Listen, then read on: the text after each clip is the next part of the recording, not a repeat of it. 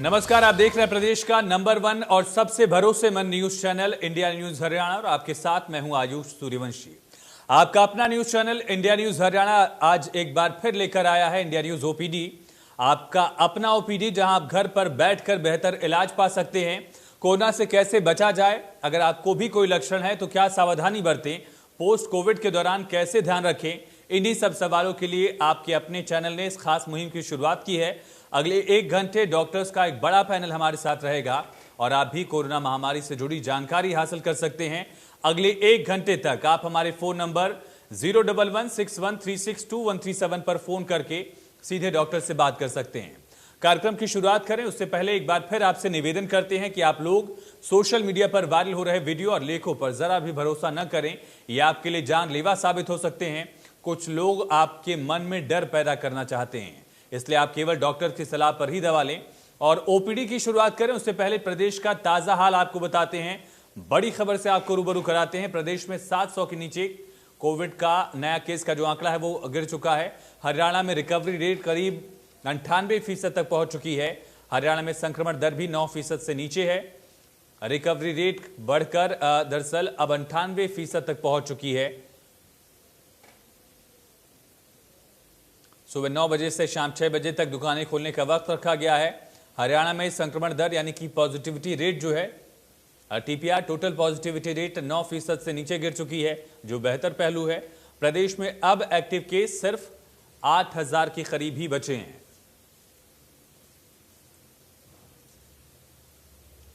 और अब तक 60 लाख से ज्यादा लोगों का वैक्सीनेशन हरियाणा में हो चुका है।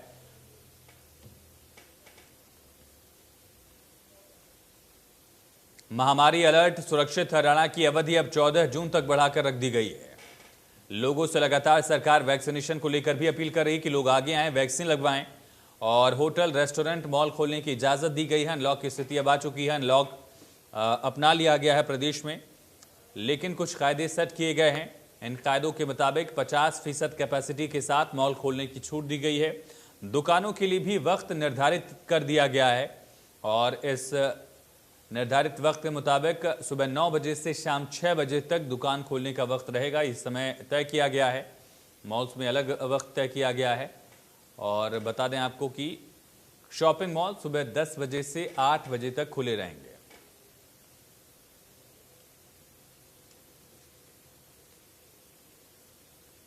मंदिर में एक बार में 21 लोगों को ही इजाजत दी गई है। चलिए, कोविड ओपीडी में आज हमारे साथ डॉक्टर आर रंगा राव, सीनियर ऑन्कोलॉजिस्ट हमारे साथ जुड़ चुके हैं।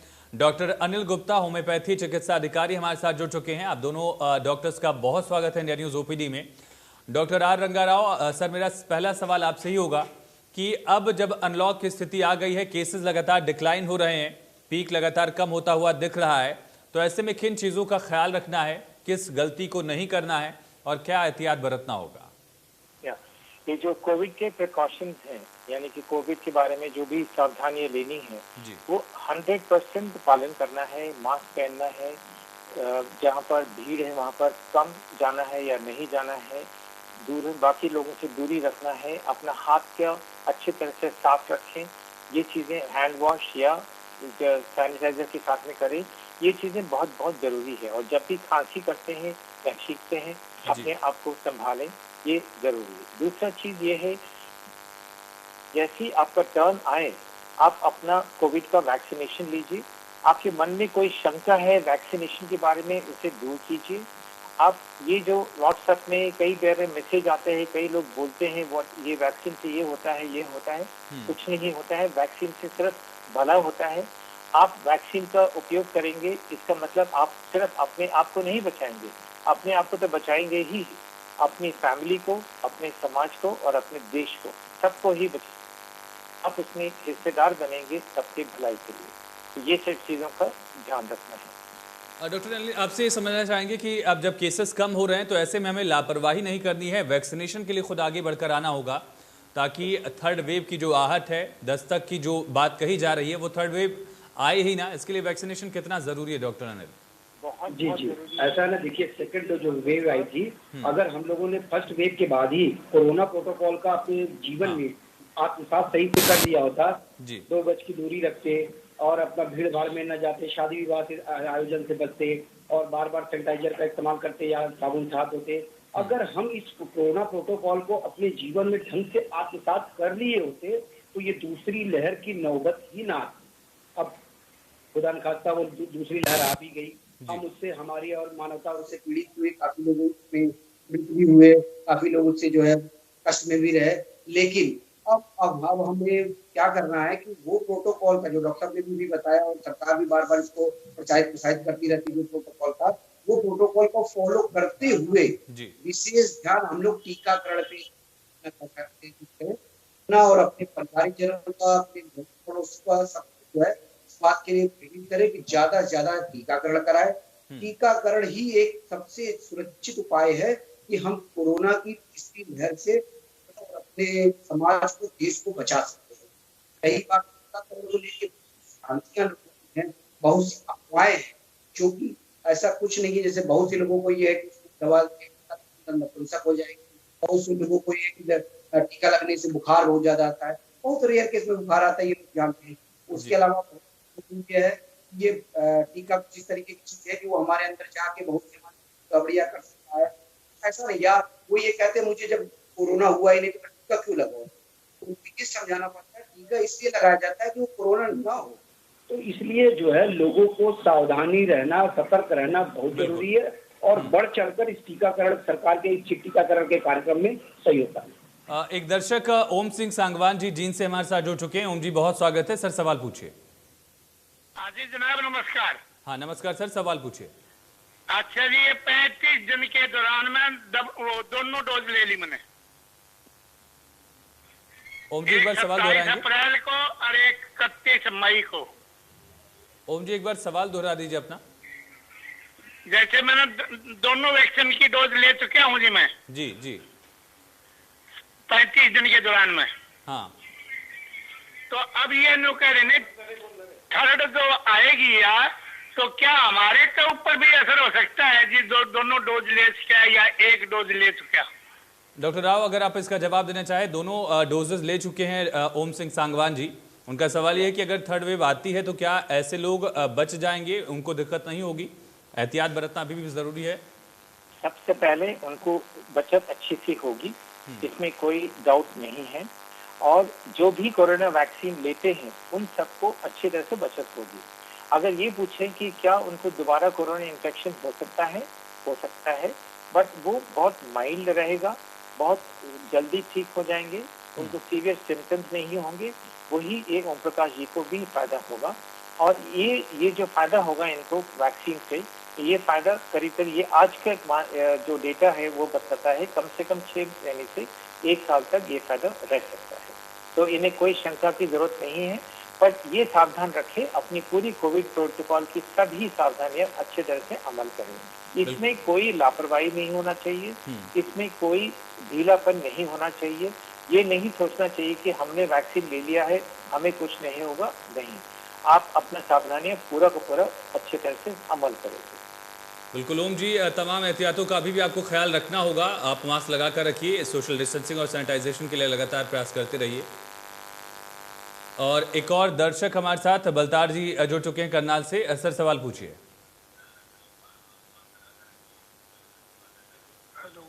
हाँ सर, सवाल पूछिए। टीवी का वॉल्यूम कम कर दीजिए, फोन से सवाल पूछिए। हेलो। हाँ, आपकी आवाज आ रही है सर, आप सवाल पूछिए। सर ऐसा था, 5-7 तारीख को मैंने पिछले महीने इंजेक्शन लगवाया था जी। और एक दिन बाद मुझे जो है ना चक्कर आके और छाती में दर्द हो गए और बीपी जो है ना बिल्कुल ही 40 रह गया था जी। अच्छा, अभी आप ठीक हैं? अभी ठीक है। मैं दूसरी डोज लगवाएं या ना लगवाएं, इसके बारे में पता बताइए। ठीक है डॉक्टर अनिल, अगर आप इस पर जानकारी देना चाहें कि अगर वैक्सीनेशन के बाद इस तरह के इफेक्ट्स दिखते हैं तो फिर क्या करना चाहिए? देखिए, अगर आपका पहला डोज लगा हुआ है और उसके बाद आप कोरोना पॉजिटिव हो जाते हैं तो उसमें ऐसा है कि जो कोरोना पॉजिटिव हो जाने के बाद आपको 3 महीने के बाद, स्वस्थ होने के 3 महीने के बाद आप दूसरी डोज लगवा सकते हैं। अगर कोई व्यक्ति ये है कि उसको मतलब कोई भी वैक्सीन नहीं लिया था, 1 या 2 एक डोज भी नहीं लिया था और वो कोरोना पॉजिटिव हो जाता है, तो उसको भी स्वस्थ होने के 3 महीने के बाद वो टीकाकरण करवा सकता है और वो बिल्कुल सुरक्षित है। चलिए बलकार जी, आपको उम्मीद है जवाब मिल गया होगा। एहतियात बरतना है, लेकिन वैक्सीन के कुछ थोड़ी मोड़ी ये चीज़ें दिख जाती हैं, लेकिन उसके लिए ज़रूरी है कि आप प्रिकॉशंस लें। डॉक्टर राव, मेरा सवाल अगला आपसे यही होगा कि फिलहाल जिस तरह से हम देख रहे हैं कि केसेस तो कम हो रहे हैं, हालांकि मॉर्टेलिटी रेट में भी उतनी ज़्यादा गिरावट नहीं है, पर इसके बावजूद हमें लोगों को थर्ड वेव को लेकर जागरूक करने की ज़रूरत कितनी है, और ख़ास तौर पर उस स्थिति में जब नए नए वेरिएंट सामने आ रहे हैं। पहले अल्फा वेरिएंट सामने आया था जिसका यूके में बहुत ज़्यादा असर देखा गया था, अब उसका भी म्यूटेंट वर्जन डेल्टा वेरिएंट जो इंडिया में देखा गया है वो बहुत ज़्यादा इन्फेक्शन वाला भी है और बहुत ज़्यादा मॉर्टेलिटी रेट भी उसी की वजह से हुई है। तो आने वाले वक्त में अगर लापरवाहियाँ बढ़ेंगी तो म्यूटेशन और ज़्यादा बढ़ सकता है, खतरे और ज़्यादा बढ़ सकते हैं। थर्ड वेव को लेकर जागरूकता के लिए ये तमाम जानकारी देना, लोगों को ये बताना कितना ज़रूरी है? डॉक्टर राव, काफ़ी ज़रूरी है हम लोग अपनी सावधानियां बरकरार रखें अच्छी तरह से, पूरी तरह से, और सभी लोग करें। एक जना अगर मान लीजिए कुछ लोग करते हैं बाकी लोग नहीं करते हैं, पूरा सक्सेसफुल नहीं होता है। यानी कि 100% लोगों को कोविड प्रोटोकॉल का फॉलो करना वो बहुत जरूरी है, और सभी लोगों को कोविड वैक्सीनेशन फिलहाल नहीं हो सकता है। धीरे धीरे गवर्नमेंट अपना इंतजाम कर रही है, उसके हिसाब से हर एक को लग जाएगा। उम्मीद यह है कि इस साल के अंत तक करीब करीब सभी को होना चाहिए। हम भी आशा करते हैं मेजॉरिटी जब 75-80% की अच्छी सी वैक्सीनेशन होती है, अपने आप एक इम्यूनिटी अच्छी होती है, तो उससे हर एक तरह का जो इन्फेक्शन होना है पैंडेमिक, उसके चांसेस बहुत कम होते हैं। और तब तक अगर थर्ड वेव नहीं आए तो हम उसको डिले कर सकते हैं या उसको खत्म कर सकते हैं, पर अपनी सावधानियां हमेशा अच्छी तरह से कंप्लीट रखना है। बाकी ये जो वेरिएंट्स हैं, जो म्यूटेशन है, इस वायरस में म्यूटेशन तो होते ही रहेंगे, ये कोई नई बात नहीं है। वायरस में म्यूटेशन तो नेचुरल है, वो उनका इनबॉर्न क्वालिटी है वायरस का, तो ये म्यूटेशन चलते रहेंगे। हर म्यूटेशन के बारे में हम लोग चिंता करते रहेंगे, बातचीत करते रहेंगे, तो वो एक वो विषय बन जाएगा कि हाँ इसके बारे में हम लोग चिंता करें। साइंटिस्ट अपने आप बताएंगे कि कुछ म्यूटेशन होते हैं नॉनसेंस, मतलब कोई मतलब नहीं होता है। कुछ म्यूटेशन होते हैं उसका कोई मतलब नहीं निकलता है, हो सकता है उससे डैमेज पहुंचे, पर जो साइंटिफिक कम्युनिटी, डॉक्टर्स, वो सब कहते हैं उसका हम लोग पालन करेंगे।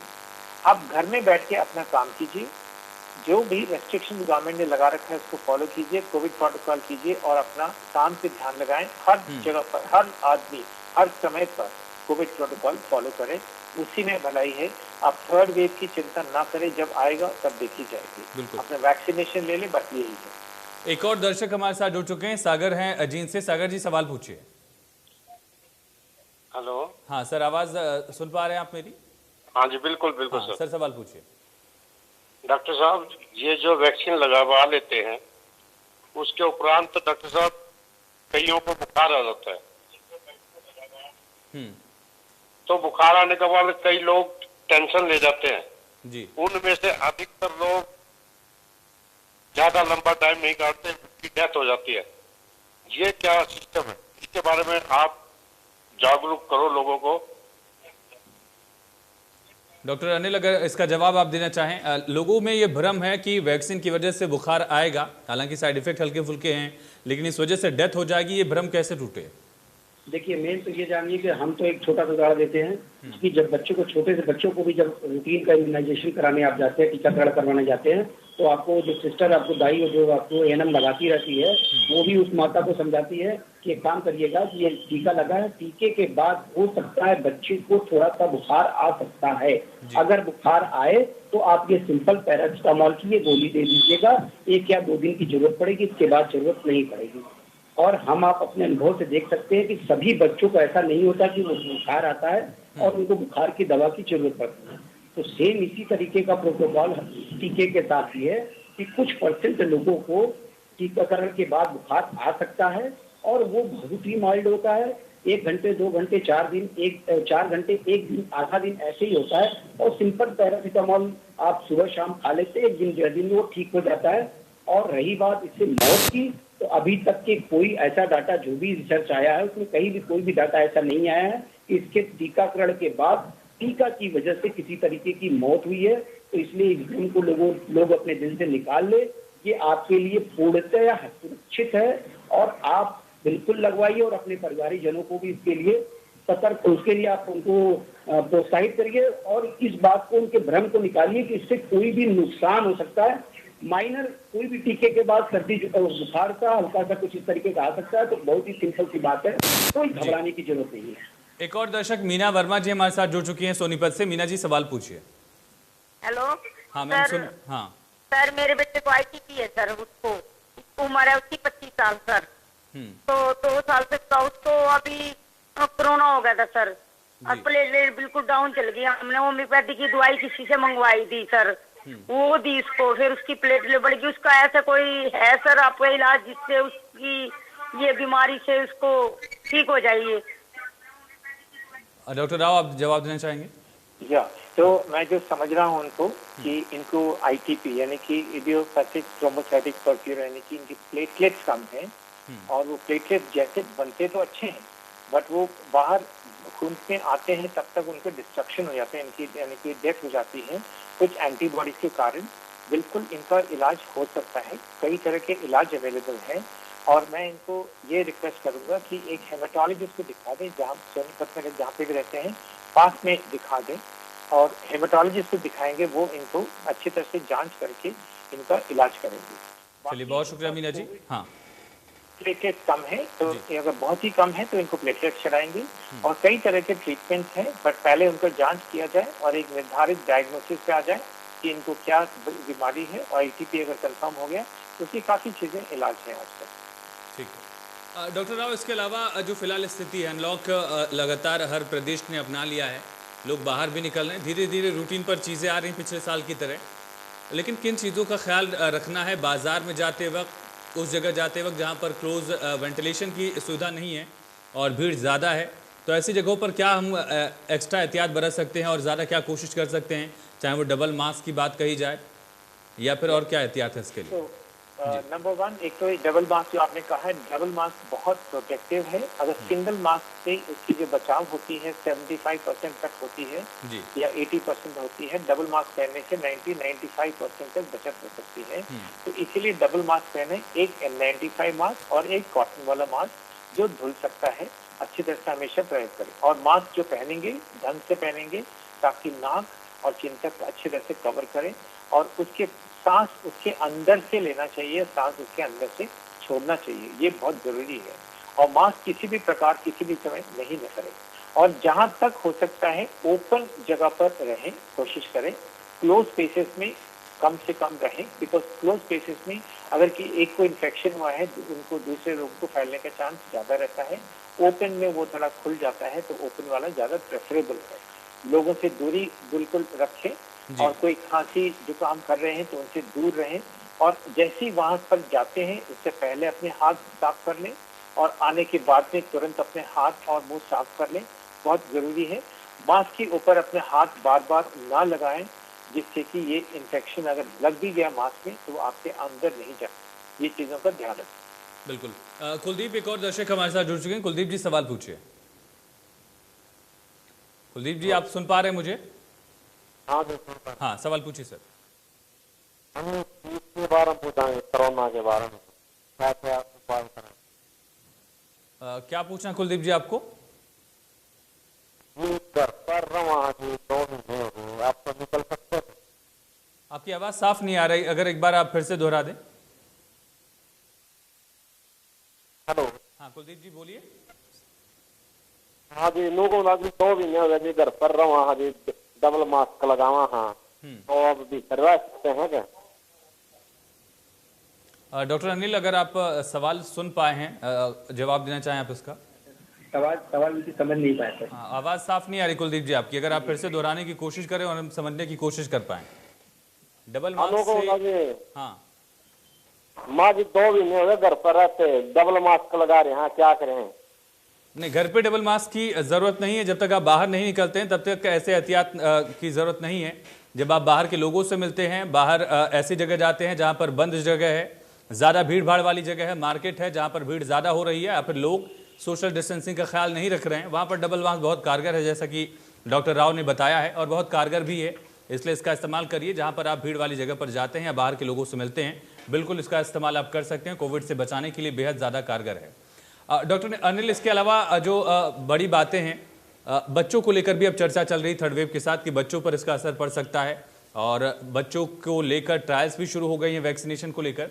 तो बच्चों को कोविड से बचाने के लिए और इम्यूनिटी से रिलेटेड क्या चीजें की जा सकती हैं? बच्चों को सबसे पहले तो आप ये ध्यान रखिए कि बच्चे आज की डेट में, हमारे बच्चे आपके स्कूल नहीं जा रहे हैं, कहीं भीड़ भाड़ में न जाए, स्कूल नहीं जा रहे हैं उसकी वजह से घर में हैं, तो उनको उनके दिल में दिमाग में डर भी बहुत ज्यादा बन रहा है। मैं स्पेशली इस बात को ले आना चाहूंगा क्योंकि हो क्या रहा है ना, बच्चे सुन के टीवी में इस तरीके से तीसरी लहर आने वाली है, बच्चों को ज्यादा प्रभावित करने वाली है और वो बच्चे हमसे आपसे बहुत कुछ बोल नहीं पाते। उनके दिल दिमाग में हम आप घर में अपने देख रहे हैं, वो क्या रहा है कि उनके दिल दिमाग में इस तरीके का डर बैठ जा रहा है। और जिस तरीके की कोविड की भयावह स्थितियां बीच में थी, ऑक्सीजन से लेकर लोगों की मौत हो रही थी और इस तरीके से, तो हम सबसे पहले उन बच्चों को एक ऐसे परिवार में माहौल दें, सुरक्षित माहौल दें, उनका बौद्धिक स्तर का ध्यान रखें, उनके मानसिक स्तर का ध्यान रखें, उनके खान पान का विशेष स्तर पर ध्यान रखें, जिससे उनके शारीरिक, उनके मानसिक और उनके बौद्धिक तीनों तरीके की जो है हम चीजों को टच कर सके। शारीरिक के लिए हम उनके खान पान का विशेष ध्यान ये रखें, संतुलित भोजन दें, खाने पीने में हरी सब्जियों को सम्मिलित करें, विटामिन सी विशेषतर नींबू हम आपके सबके घर में मिल जाता है, जरूर नींबू में संतरा वगैरह मिल जाता है और अच्छा है। उसके अलावा दूध, हल्दी वाले दूध को एक बार या सुबह शाम 2 बार लेने की कोशिश करें और पानी बार बार पीते रहें, हाइड्रेटेड रहें। एक तो ये हो गया। दूसरा, जो बच्चे आपके घर में उनको कुछ इस तरीके की जिसमें उनकी रुचि हो, उन रुचि वाले काम में उनके अपने लगाइए। अगर उनको खेलना पसंद है, घर में कुछ गेम इस तरीके से खेलिए, उनके साथ घुलिए मिलिए, उनके साथ मतलब उनको मान लीजिए वो पेंटिंग करते हो, गार्डनिंग करते हो, इस तरह के कार्य में लगाइए। घर में, पार्क में, अगर आंगन में आपके बैडमिंटन वगैरह खेल सकते हैं तो वैसा करिए, उनके साथ लगे रहें।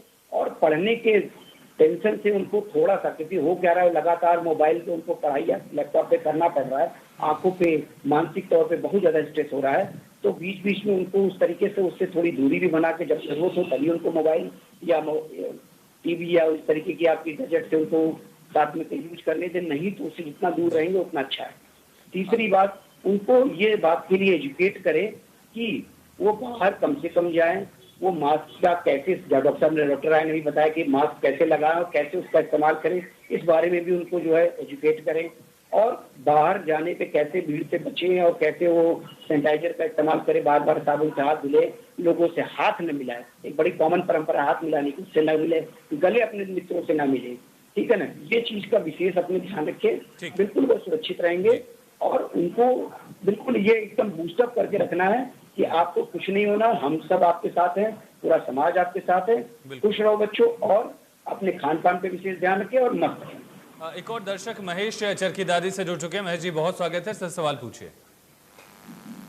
अच्छा जी, मेरे 20-25 दिन पहले, 25 महीने सारे पहले कोरोना आया था, तो वो ठीक भी हो गया था, लेकिन ये बुखार है, यो नींद में सो, यो कभी कभी बीच में आता रहता है, ये क्यों आता है जी? ये पूछना चाहता हूँ जी मैं। पोस्ट कोविड कभी कभी बुखार आ जा रहा है, ये शिकायत कई लोगों की है, ये आम शिकायत है, तो सिर्फ आपको ऐसी दिक्कत नहीं है, लेकिन बिल्कुल डॉक्टर राव इसका जवाब देना चाह रहे हैं। डॉक्टर राव, तो ये कोरोना इन्फेक्शन जब ठीक होने के बाद में उनकी बॉडी में कुछ तरह का इन्फ्लेमेशन चलता है। इन्फ्लेमेशन यानी कि एक तरह का बॉडी का रिएक्शन। उस समय वायरस, उनके कीटाणु उनके बॉडी में नहीं होते हैं, बट वो इन्फ्लेमेशन के कारण उनको बुखार आता है। बुखार और कुछ और सिम्टम्स आते हैं। वो अगर बहुत ज्यादा है तो अपने डॉक्टर से संपर्क करें, उसका इलाज हो जाएगा। बहुत मामूली है तो आप पैरासीटामोल का टैबलेट ले लें और कोई चिंता उसके बारे में ना करें। खांसी ज्यादा होती है या कोई और सिम्टम्स होते हैं, बिल्कुल अपने डॉक्टर से संपर्क करके जांच करवा लीजिएगा, और ताकि कोई डाउट है, कोई सिस्टम इन्वॉल्व है तो वो रूल आउट करेंगे। और आपके टेस्ट जो नहीं बताते हैं कि इसमें इन्फ्लेमेशन नहीं है, आपके सिस्टम सब ठीक है, मामूली से बुखार है, कोई चिंता की बात नहीं, सिर्फ टोसिन से या पैरासीटामोल टैबलेट से चलेगा, बट डॉक्टर से संपर्क करके उनसे सलाह मशवरा बिल्कुल कीजिएगा। ठीक है। राजकुमार जुड़ चुके हमारे साथ, दर्शक हैं कैथल से। राजकुमार जी, सवाल पूछिए। डॉक्टर साहब, मेरे को एक महीना हो गया, मतलब पहले कोरोना हुआ था और मैं सरकारी सिविल हॉस्पिटल में एडमिट रहा हूँ जी। तो उसके बाद मेरे को मतलब सिर गर्म रहता है बिल्कुल, पसीना बहुत आता है, वैसे मैं ठीक हूँ, थोड़ी हल्की गले में खराश है, इसका कुछ उपाय? डॉक्टर अनिल जी, देखिए ऐसा होता है ना, कोविड पोस्ट कोविड जो है इस तरीके की वीकनेस बनी रहती है। उस वीकनेस की वजह से कई बार आपको हरारत का महसूस होता है। अगर आप टेम्परेचर लेने पर आपको टेम्परेचर नहीं आता है, फिर भी आपको एक वीकनेस की बनी रहती है और शरीर में या सिर में हल्का सा बना रहता है और थोड़ा भारीपन रहता है, तो उसके लिए कोई परेशान नहीं होना। दूसरा, आपके गले में आपको क्या हो रहा है बता रहे हैं, हल्का हल्का आपको ठंडा को थोड़ा सा खड़खड़ाहट रहती है, तो उसके लिए आप 2-3 चीजें ध्यान रखिए। एक तो कुनकुना पानी ही पीजिए, ठंडा पानी नहीं पीजिएगा। और विशेष ध्यान रखिएगा कि कहीं एसी और ठंडी लगने का कोई शीत गर्म न होने पाए। और अगर आपको लगता है, टेम्परेचर सुबह शाम लीजिएगा, अगर टेम्परेचर आपको लगता है तो उस टेम्परेचर पे आप फिर डॉक्टर को कंसल्ट करके उसको ट्रीटमेंट ले लीजिए। बाकी आप अपने खान पान को न्यूट्रिशियस डाइट लीजिए और 8 घंटे की भरपूर नींद लीजिए। कोई घबराने की बात नहीं है, कब हो जाए।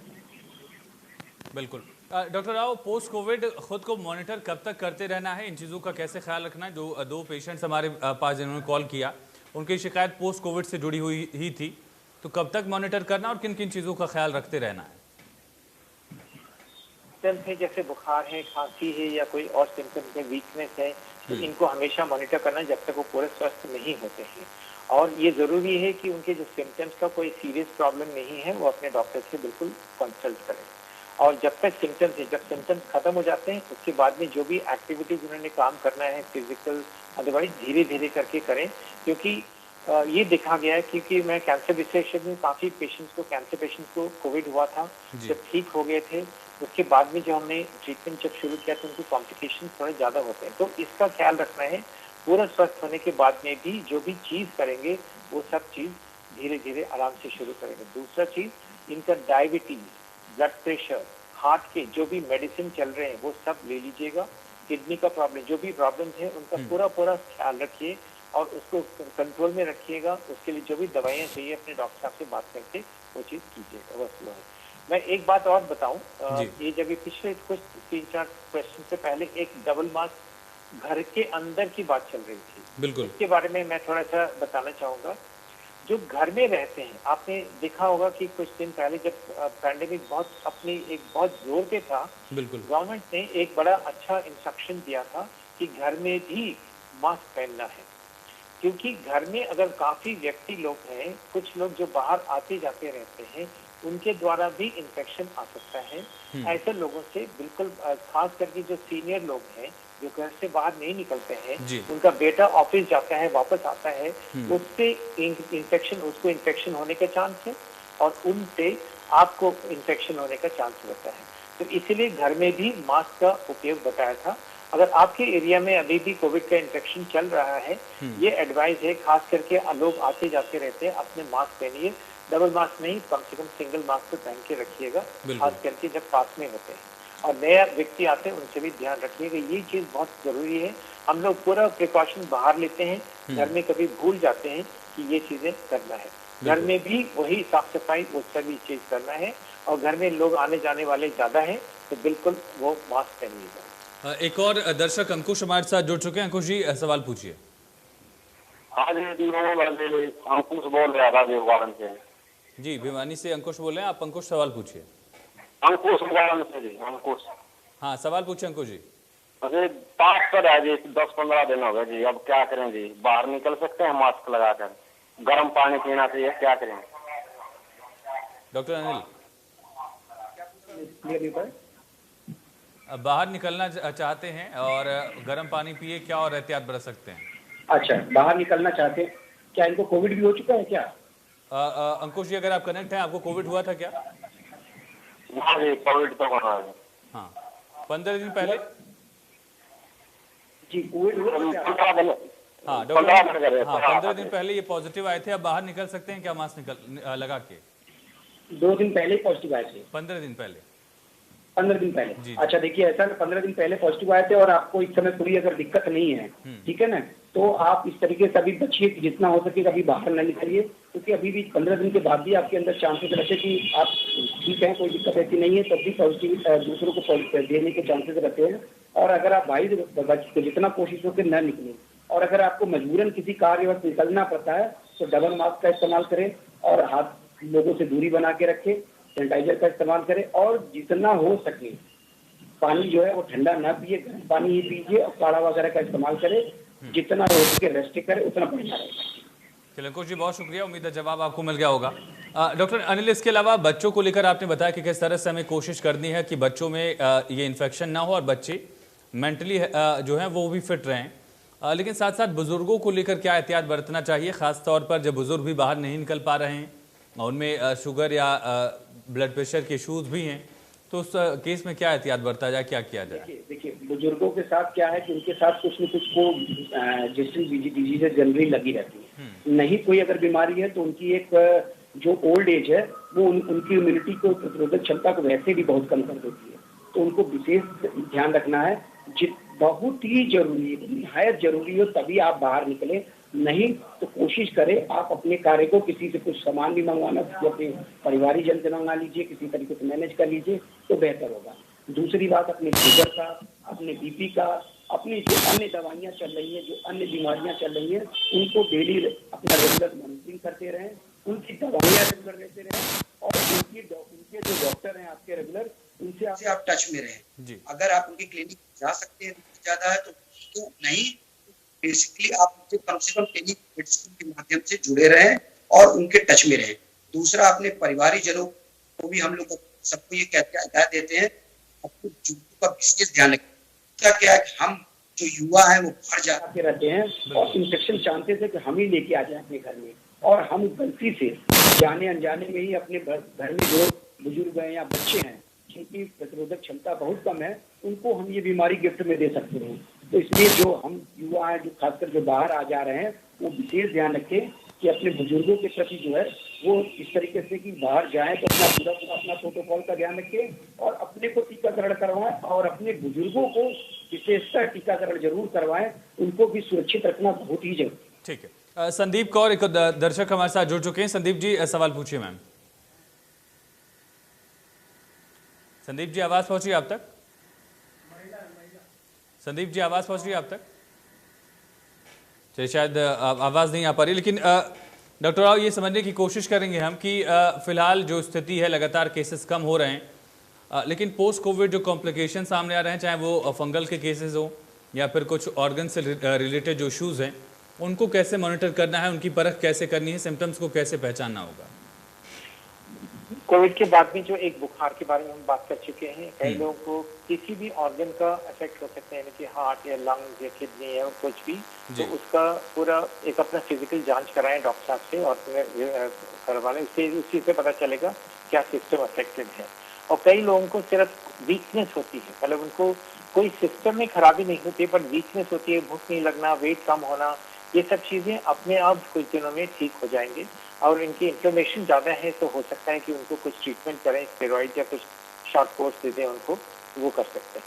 तो उनको डॉक्टर से कंप्लीट संपर्क में रहना है, अपने आप कोई इलाज नहीं करें, अपने आप कोई दवाई ना लें और जब तक डॉक्टर की सलाह नहीं कोई भी चीज नहीं करें। ऐसे केसेस कितने खराब हो जा रहे हैं या इनका खामियाजा कितना भुगतना पड़ रहा है, ये जानने की हम कोशिश करेंगे डॉक्टर राव आपसे कि खुद से इलाज करने वाली दिक्कतें कितनी ज्यादा हैं।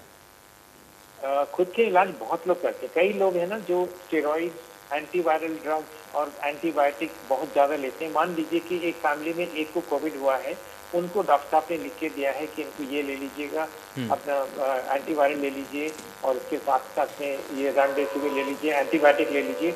वही चीज को वो लोग कॉपी करके ले लेते हैं, इनको दिया वो ठीक हो गया तो मैं भी ले लेता हूँ। वो एक सेल्फ मेडिकेशन है, वो मेरे ख्याल से गलत है, वो ठीक नहीं है। हर एक पेशेंट अलग अलग है, उनका जो इन्फेक्शन होता है वो अलग है, इसीलिए उनको डॉक्टर से संपर्क करके क्या उनको मेडिसिन की जरूरत है या नहीं है और तभी लें, अननेसेसरी मेडिकेशन अपने आप ना लें। अब देखिए, एक और दर्शक हमारे साथ श्याम जुड़ चुके हैं फतेहाबाद से। श्याम जी, सवाल पूछिए। जी डॉक्टर साहब, ऐसे है जी, हमारे एक रिलेटिव को ना कोरोना हो गया था और 20 दिन बाद फिर चेक कराया तो नाक में पानी आता है और पॉजिटिव ही आई रिपोर्ट। तो अब हमें क्या ऐसा है याद करना, कैसे उसका इलाज कराएं या क्या सावधानियां बरतें और कितने दिन तक हम और बाद में हमें फिर टेस्ट कराना पड़ेगा? ठीक है, आपने बहुत अच्छा सवाल पूछा है कि कोविड पॉजिटिव जनरली 2 हफ्ते के अंदर पेशेंट कोविड नेगेटिव हो जाता है, बट कई लोगों को कोविड पॉजिटिव पहले 1 महीने तक भी रहता है। हमने ये भी देखा है कि 1.25 महीने 1.5 महीने के बाद में भी रहता है।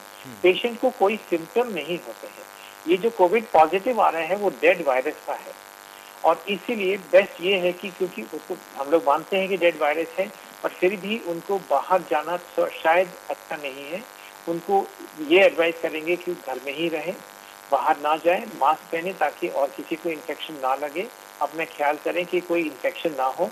और कोविड पॉजिटिव होता है तो कोई चिंता ना करे, अगर कोई सिम्टम नहीं है, कोई इन्फ्लेमेशन नहीं है, अपने आप ये कुछ दिनों में ये कोविड नेगेटिव हो जाएगा। अब उनको 15 दिन के बाद, 1 महीने के बाद में शायद हो सकता है टेस्ट भी कराने की जरूरत नहीं पड़े, उसको वेट करें, कोई चिंता नहीं करें, कोई सिम्टम और नहीं है तो। बिल्कुल। डॉक्टर अनिल, इसके अलावा इम्यूनिटी से रिलेटेड कौन से ऐसी चीज़ें हैं जिन्हें हम अपना सकते हैं, चाहे वो डाइट से संबंधित हो या फिर हमारी रूटीन एक्सरसाइज से जुड़ी हुई बात हो? जी, प्रतिरोधक क्षमता बढ़ाने के लिए इम्यूनिटी का, देखिए इस कोरोना काल में हर किसी ने एक शब्द बहुत ज्यादा सुना, इम्यूनिटी, प्रतिरोधक क्षमता, बड़ा कॉमन वर्ड आया और हर किसी को इससे जो है वो रूबरू होना पड़ा। और हमारे इसी प्रतिरोधक क्षमता का ये खेल रहा हमारे इंडियन का कि हमारे यहाँ तब भी औरों की देशों की तुलना में बहुत कम केसेस हुए और बहुत कम हिसाब से मॉर्बिलिटी हुई। उसमें क्या है, देखिए हमारे उसके इम्यूनिटी बढ़ाने के लिए सबसे पहले तो हमको अपने रूटीन में जो अपने खान पान में जो हमारे किचन में सम्मिलित है, अपने खान पान में अपनी इस तरीके से ध्यान दें कि संतुलित आहार लें, दाल चावल रोटी सब्जी जो हमारी जो रूटीन की सब है, या मांसाहारी है तो मांस की जो आपकी जो प्रोटीन वाली चीज़ है वो बढ़ाइए। घर में हमारे आपके रूटीन की चीज़ है क्या, अजवाइन है, धनिया है, हल्दी है, काढ़ा बना के आप अदरक वगैरह इस तरीके से बार बार ले सकते हैं, हल्दी दूध ले सकते हैं। और उसके साथ साथ अपने खान पान में जो है विशेष ध्यान रखें कि बहुत देर तक खाली पेट न रहे, अपने को संतुलित भोजन लेते हुए स्वस्थ रखें। दूसरी चीज पानी की बात आती है तो पानी जो शुद्ध लें, पोर्टेबल पानी लें। दूसरी बात, पानी की मात्रा को कभी भी कम न होने दें, अपने शरीर को अच्छे तरीके से हाइड्रेटेड रखें। दूसरी बात, पानी को जो लें वो गुनगुना ही लें, ठंडा पानी कतई न लें। 2 बातें हुई। इसके अलावा अपने शरीर के लिए जितना हो सके कोशिश करें, व्यायाम करें और योग को अपने सम्मिलित जरूर करें अपने जीवन में। सुबह बेस्ट है कि सुबह खाली पेट अपने जो है आप योग और थोड़ा सा अपने को ध्यान लगाएं। शाम को अगर मौका लगता है तो थोड़ी देर कर लिया करें। व्यायाम से भी अपने शरीर को हर समय जो है रूबरू रखिए, जिससे हमारे शरीर की प्रतिरोधक क्षमता बढ़ती है। उसके अलावा मैं एक होम्योपैथिक चिकित्सक हूँ, तो हमारे आयुष मंत्रालय ने कोरोना के प्रति जो है प्रतिरोधक क्षमता बढ़ाने के लिए आर्सेनिक एल्बम एक दवा का रिकमेंडेशन किया है, जो आर्सेनिक एल्बम 30 को 4 गोली 3 दिन तक खाली पेट लेने के बाद फिर 21 दिन बाद उसको रिपीट करना होता है। इस तरीके से लेने को प्रतिरोधक क्षमता कोरोना के प्रति। ठीक है। एक और दर्शक नीतीश हमारे साथ जुड़ चुके हैं। नीतीश जी, स्वागत है आपका, सर सवाल पूछिए। हाँ जी, नमस्कार जी।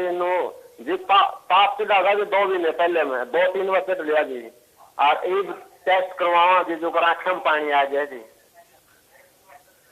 नीतीश जी, आप एक बार फिर से सवाल दोहराएंगे क्या? पाप से लगा जी 2 महीने पहले और एक आंखों में पानी आ जाए, नाक में पानी आ रहा है, क्या कुछ करें जी? अब आंख में पानी आ रहा है, नाक में पानी आ रहा है? हाँ जी। आप पॉजिटिव आए थे इसके पहले? कोरोना तो बता दें जी, ठीक है रिपोर्ट। ठीक है डॉक्टर राव, आंख से पानी आना, नाक से पानी आना किसी चीज का सिम्टम है? ये तो कह नहीं सकते। बेस्ट ये रहेगा कि जो अपने नजदीक आंख के डॉक्टर साहब हैं उनको दिखा दीजिए। आंख में पानी आने के कारण कई होते हैं, इन्फेक्शन हो सकता है कुछ इरिटेशन हो रहा है कोई वजह से, कोई धूल पड़ा हो, तो उनको जाके एक बार चेक कर ले कि आंख में क्यों पानी आ रहा है, तो उसका इलाज अच्छी तरह से हो जाएगा। बिल्कुल। डॉक्टर राव, इसके अलावा पोस्ट कोविड विटामिन डिफिशियंसीज के भी कई सारे केसेस आ रहे हैं कि टेस्ट कराने पर विटामिन चाहे B12 हो, D3 हो, ये विटामिन भी बॉडी में कम हो जा रहे हैं। ये नेचुरल है या फिर हाँ?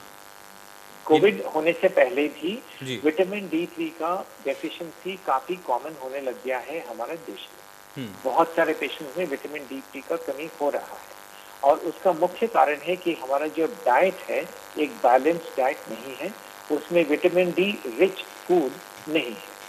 जो कई दिनों से देसी घी काफी खास करके अर्बन एरिया में बंद हो गया था, तो जिसके कारण देसी घी में बहुत अच्छा विटामिन डी होता है वो बंद हो गया। उसके कारण एक तो वो, दूसरा लोगों ने धूप में बैठना बंद किया है, कम किया है, धूप में ज्यादा जाते नहीं है, वो एक और कारण है। और काफी चीजें और जो फैट्स जो कम किए हैं, ऑयल्स कम किए हैं, जिसके कारण विटामिन डी का इंटेक कम होता है। तो विटामिन डी की कमी काफी होती है, तो उसको पूरा करने के लिए मिल्क प्रोडक्ट्स थोड़ा सा ध्यान से ले लें और धूप में थोड़ी देर बैठ सकते हैं, और ये जो विटामिन डी रिच फूड्स हैं वो ले सकते हैं। खास करके उसके जो ऑयल्स हैं थोड़े मात्रा में ले लें, जो देसी घी वगैरह थोड़े से मात्रा में ले लें। इम्पॉर्टेंट चीज़ है, विटामिन डी कम होने के कारण हमारी इम्यूनिटी पे भी फर्क पड़ता है, हमारे बॉडी रेजिस्टेंस पे भी फर्क पड़ता है, स्किन में, ये आईज में, इन सब में फर्क पड़ता है। तो ये सब का जरूरी है उसको करना है। बाकी आपने पूछा है कि कोविड के बाद में विटामिन की डेफिशिएंसीज होती हैं, बिल्कुल होती है। कई विटामिन क्योंकि खाना ढंग से नहीं खाते हैं, कई चीज़ों की विटामिन की लॉसेस होती हैं, तो उसको पूरा कंप्लीट करने के लिए सप्लीमेंट्स मैं रिकमेंड तो नहीं करूँगा, बट बेस्ट है कि नेचुरल फूड, बैलेंस्ड फूड, हर तरह की सब्जियां, हर तरह की फल, फ्रूट, ये सब ले लें, और हर तरह के सीरियल सब बैलेंस में ले लें, उससे पूरा हो जाएगा कुछ समय। लोकेश अग्रवाल एक दर्शक हमारे साथ जुड़ चुके हैं। लोकेश जी सवाल पूछिए। सर मेरे को 12 मई को कोविड हुआ था, 11 मई से सिम्टम दिखाई दे रहे थे। अभी भी सर मेरा फीवर बाकी है, फीवर अभी भी कम्प्लीटली ठीक नहीं हुआ है। It's range between 99 to 100 full day. Doctor Rao ने इसका जवाब दिया था। इस तरह के केसेस सामने आ रहे हैं, एक बार फिर से अगर डॉक्टर राव बताना चाहें। तो ये काफी कॉमन है, इसके बारे में चिंता ना करें। आपको कोविड टेस्ट अगर नेगेटिव आए हैं और आपके पास बुखार के अलावा और कोई सिम्टम नहीं है, सिर्फ पैरासिटामोल का टैबलेट ले लीजिए जब जरूरत है। 100 से ज़्यादा होता है बुखार तो आप ले लीजिए, या आपको थोड़ा सा अजीब सा लगता है, कुछ बॉडी पेन थोड़े लगती हैं, तो पैरासिटामोल का टैबलेट ले लीजिएगा, और दिन में 3 या 4 तक ले सकते हैं। और जब तक ये बुखार है, इसके बारे में ज़्यादा चिंता ना करें, बट एक बार मैं सलाह आपको दूंगा कि अपने डॉक्टर से चेकअप जरूर कराइए। बिल्कुल। डॉक्टर अनिल, इसके अलावा किन खास बातों का ख्याल रखना है, जो आप दोनों डॉक्टर्स का अनुभव भी है, कई सारे पेशेंट्स ने आपसे सलाह ली होगी, ट्रीट करवाया होगा, ट्रीटमेंट लिया होगा, तो ऐसी क्या बेसिक गलतियां हैं जो लगातार पेशेंट्स कर रहे हैं? अपने अनुभव से, अपनी तजुर्बे से अगर आप बताना चाहें। पहली बात तो ये मैं कहूँगा, लोगों से एक निवेदन करूंगा कि स्वयं चिकित्सक न बने। वो क्या रहा है कि वो वायरल हो रहा है कुछ मीडिया पे, उसमें जो है सोशल मीडिया वगैरह पे, ये दवा ले लीजिए आप, ये हो जाएगा, ऐसा हो जाएगा, ये दवा खाइए आपका ऑक्सीजन लेवल बढ़ जाएगा, इस तरह की चीजें हैं। और कुछ एक तो प्रोटोकॉल टाइप, मतलब कुछ जो नुस्खे जो है वो बना बनाए रेडीमेड जो है वो सोशल मीडिया पे टहल रहे हैं, तो उसको जो है लोग ले रहे हैं बिना सोचे समझे, बिना अपने चिकित्सक की सलाह लिए। तो मैं एक करबद्ध निवेदन करूंगा लोगों से, स्वयं चिकित्सक न बने, चिकित्सक की सलाह के बिना किसी भी दवा का कोई भी तरीके से पालन, कोई भी सेवन ना करें। पहली बात, अगर आप जा सके तो चिकित्सक को जाके आप उसके क्लिनिक में, उसके डिस्पेंसरी में जाके वहाँ पे आप सलाह लीजिए। अगर वहाँ आप नहीं जा सकते तो टेलीमेडिसिन, जैसे आपने भी एक अच्छी पहल शुरू की है EOPD, जिसके माध्यम में हम आप लोगों की जो है जिज्ञासाओं को शांत भी कर रहे हैं। तो जहाँ भी आपको ऐसे मौका लगे आप वहाँ पे जो है उससे डॉक्टर से सलाह लीजिए और उनके सलाह के हिसाब से ही कार्य करें। दूसरी बात, जो शुगर के पेशेंट हैं, जो BP के पेशेंट हैं और जो बुजुर्ग पेशेंट हैं, वो विशेष अपना ध्यान रखें, अपने सारी चीजों को, पैरामीटर को चेक करते रहे रेगुलर, और अपने उन डॉक्टर के टच में रहे। दूसरी एक हो गई। तीसरी बात, अपनी इम्यूनिटी पे विशेष ध्यान दें कि अपनी इम्यूनिटी को किसी भी तरीके से लो नहीं होने दें। डॉक्टर रायल राव ने बहुत अच्छी बात बोली थी कि विटामिन डी वाली, तो उसमें जो है अपने खान पान में जो है दूध दही वगैरह थोड़ा सा बढ़ाइए, और देसी घी को भी ऐड करिए, और साथ में थोड़ी देर के लिए धूप में जरूर करिए, उससे बहुत ही अच्छा आपके इम्यूनिटी में जो है आपके इम्प्रूव होता है। तीसरी बात, जरा सा भी आपको कोई भी पोस्ट कोविड में एक कंडीशन ये भी आ रही है, पोस्ट कोविड में आपको कोई भी किसी तरीके से मानसिक से लेके शारीरिक किसी भी तरीके की कोई भी समस्या हो, तो उस समस्या को आप किसी तरीके से लापरवाही न बरतें, और जितना जल्दी हो सके आप अपने चिकित्सक के उससे सलाह जरूर लें। खुद से इलाज करने की जो कोशिशें हैं उसका खामियाजा भुगतना पड़ रहा है, इससे बचना होगा। संदीप कौर एक और दर्शक हमारे साथ जुड़ चुकी हैं। संदीप जी, आप सवाल पूछ सकती हैं मैम। जैसे किसी को कोरोना नहीं हुआ है तो उसे भी टीका लगवाना चाहिए। अगर लगवाना चाहिए तो डॉक्टर लगवाने के बाद भी कई लोगों को टीके के साइड इफेक्ट भी आ रहे हैं, किसी को कुछ हो रहा है, किसी को कुछ हो रहा है, तो ये ना हो इसके लिए क्या करना चाहिए कि वो बिल्कुल टीका लगाने के बाद ठीक ठाक रहे। संदीप जी, थोड़े बहुत साइड इफेक्ट देखते हैं, डॉक्टर राव ने इसका जवाब दिया है, फिर से आपको बता देंगे कि क्या साइड इफेक्ट हल्के फुल्के हैं, चाहे फीवर की बात हो या हल्का बॉडी पेन रहता ही है। तो इस बात को लेकर घबराइए मत, डरिए मत, भ्रम में मत आइए। अफवाहें इस तरह की फैलाई जा रही हैं, लेकिन इनसे बचना होगा। डॉक्टर राव, टीके को लेकर अभी भी बहुत ज्यादा भ्रम है, खास करके जो रूरल एरियाज हैं वहां पर भी, अर्बन एरियाज में भी इसका इस तरह से दिख रहा है। कुछ व्हाट्सएप मैसेजेस या इस तरह के वीडियोस को लेकर भी लगातार भ्रम डालने की कोशिश की जा रही कि इससे बॉडी में ये हो जाएगा, इसमें चिप लगी हुई है। तो एक ही चीज से मैं बता दूं कि करीब करीब 23 या 24 करोड़ लोगों को वैक्सीन लग चुका है भारत में जब से वैक्सीनेशन प्रोग्राम शुरू हुआ। आपने कितने लोगों का डेथ के बारे में सुना है, कितने लोगों को साइड इफेक्ट के बारे में सुना है? एक कुछ साइड इफेक्ट मामूली से होते हैं, बुखार या बॉडी पेन कुछ समय तक होते हैं, किसी को कम होता है, किसी को ज्यादा होता है, किसी को बिल्कुल भी नहीं होता है। कुछ और माइनर साइड इफेक्ट्स भी पाए गए हैं, बट उसकी नंबर इतनी कम है कि इसके बारे में ज्यादा बोलना और इसके बारे में व्हाट्सएप मैसेज, अगर एक पेशेंट को हुआ है तो थोड़ा सा साइड इफेक्ट पूरा देश भर में हर एक के पास जाते हैं जैसे कि पूरा उसके बारे में एक एपिडेमिक हो गया हो। तो ये जो मिथ्स हैं, ये जो अफवाहें हैं, उनको बिलीव ना करें। कोविड वैक्सीन बहुत सेफ है, सिर्फ हमारे भारत में नहीं, पूरा जो प्रपंच वर्ल्ड में हर जगह पर जहाँ पर भी यूज किया है, करोड़ों लोगों को, मिलियंस लोगों को दिया हुआ है और उससे कोई साइड इफेक्ट नहीं होता है। तो अपनी अफवाहें पूरी दूरी करें और अपने आप सेफली ले लें। और इसके लिए जो वैक्सीनेशन नहीं लेना चाहिए वो बहुत ही कम लोग हैं। जो ट्रांसप्लांट, बोन मैरो ट्रांसप्लांट जिनको हुआ है वो नहीं लेना चाहिए, उसके अलावा बाकी सब ले सकते हैं। चाहे कैंसर के पेशेंट, चाहे डायबिटीज के पेशेंट, चाहे ब्लड प्रेशर का, चाहे हार्ट का, चाहे कोई भी बीमारी हो। इनको कई बोलते हैं एलर्जी है, हमें एलर्जी होने से वैक्सीन का कोई मतलब नहीं। जब तक कि उनको कोई सीरम से, कोई वैक्सीन से एलर्जी नहीं है तो वैक्सीन नहीं लेने का कोई कारण नहीं है। वैक्सीन हर एक को लिया जा सकता है, काफी सेफ है। अफवाहें पूरी हटा दें अपने मन से और बेशक ले लीजिएगा। एक और दर्शक संतोष जी हमारे साथ जुड़ चुकी हैं। संतोष जी, आप सवाल पूछ सकती हैं मैम।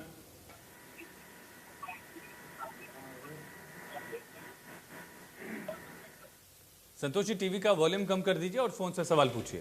जी डॉक्टर साहब नमस्कार। नमस्कार डॉक्टर साहब। हाँ मैम, सवाल पूछिए। हाँ जी डॉक्टर साहब, मेरी उम्र 70 प्लस है और लेकिन मेरे को हर महीने ब्लड चढ़ता है जी। हर महीने ब्लड चढ़ता है डॉक्टर साहब। हाँ। मैं वो इंजेक्शन लगवा सकती हूँ वैक्सीन? डॉक्टर राव, बिल्कुल लगवा सकते हैं जी, आप बेशक लगवाइए। आप लेंगे तो आप सुरक्षित रहेंगे, आपके साथ साथ में जो आपके घर में है वो भी सुरक्षित रहेंगे। आप कोई वहम ना रखें, अपने आप बिल्कुल ले लीजिए। तो संतोष जी, बिल्कुल वैक्सीन के लिए जाइए और वैक्सीनेशन बेहद ज़्यादा ज़रूरी है। इस बात का जिक्र लगातार सरकार से लेकर मीडिया और डॉक्टर्स खुद कर रहे हैं। डॉक्टर अनिल, इसके साथ साथ वैक्सीनेशन की बात हो गई, हमने डाइट को लेकर भी बात की और किस तरह से एक्सरसाइजेस की जा सकती हैं इस पर भी हमने चर्चा की है। लेकिन होम्योपैथिक तरीका क्या है, इसको लेकर होम्योपैथी में क्या ऑप्शन हमारे पास है? आप चूँकि इसके विशेषज्ञ हैं, इस पर और प्रकाश डाल पाएँ, आप जानकारी दे पाएँ। जी देखिए, होम्योपैथिक में 2 विकल्प हैं। पहला तो इसमें आपको प्रतिरोधक क्षमता बढ़ा के आपकी जो है, जिससे कि आपको ये न हो, ठीक है ना। तो एक तो ये है, उसके लिए जो है आयुष मंत्रालय ने रिकमेंडेशन की है, आर्सेनिक एल्बम 30 एक दवा है, उसको लिक्विड में अगर लेते हैं तो 4 बूंद और गोली में लेते हैं तो 4 गोली सुबह खाली पेट 3 दिन तक लेना है। उसके बाद फिर 21 दिन बाद रिपीट करना है। ये आपकी प्रतिरोधक क्षमता बढ़ा के आपको उससे कोविड से बचाती है, साथ में लेकिन आप कोविड के प्रोटोकॉल को पूरी तरीके से फॉलो करते हैं। एक तो ये बात है।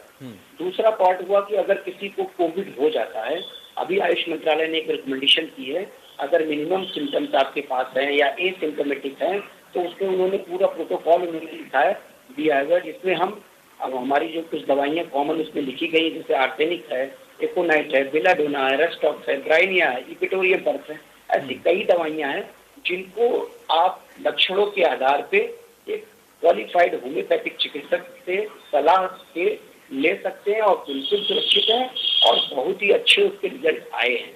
तो इस पे ये विशेष ध्यान रखें कि आप होम्योपैथिक में क्यूरेटिव का भी आपके पास विकल्प है, दूसरा आपका उससे प्रोफाइलेक्टिक का भी विकल्प है।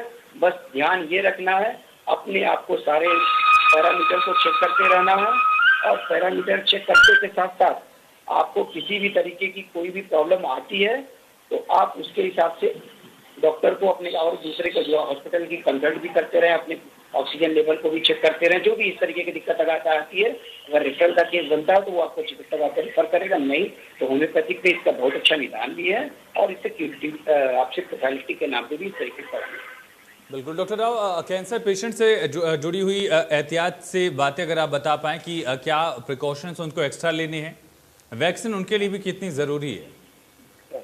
तो कैंसर पेशेंट के लिए भी वैक्सीन बल्कि नॉर्मल लोगों से ज़्यादा ज़रूरी है, क्योंकि उनकी इम्यूनिटी थोड़ी सी कम होती है, खास करके जिनका इलाज अभी चल रहा हो, तो उनको बहुत ज़रूरी है कि कैंसर वैक्सीनेशन लेना है। तो उनको किसी भी तरह का झिझक नहीं चाहिए, बिल्कुल उनको वैक्सीनेशन लेना चाहिए। दूसरा, उनको हर एक चीज़, कोविड प्रोटोकॉल का हर एक चीज़ फॉलो करें। उनके लिए एक रिकमेंडेशन और है, क्योंकि उन्हें हॉस्पिटल जाना पड़ता है, हॉस्पिटल जाने से रोके नहीं, बहुत जितना कम हो सकता है उतना कम जाएं, और जितना ज़रूरी है बिल्कुल जाएं। कोई जांच करना है तो कर सकें। जब जाएंगे आप अच्छी तरह से पूरे प्रिकॉशन लेंगे, और एक PPE यानी कि पर्सनल प्रोटेक्टिव इक्विपमेंट, एक तरह से जैकेट पहनते हैं, वो भी पहन के जा सकते हैं, उससे उनको ज़्यादा और प्रोटेक्शन मिलेगा।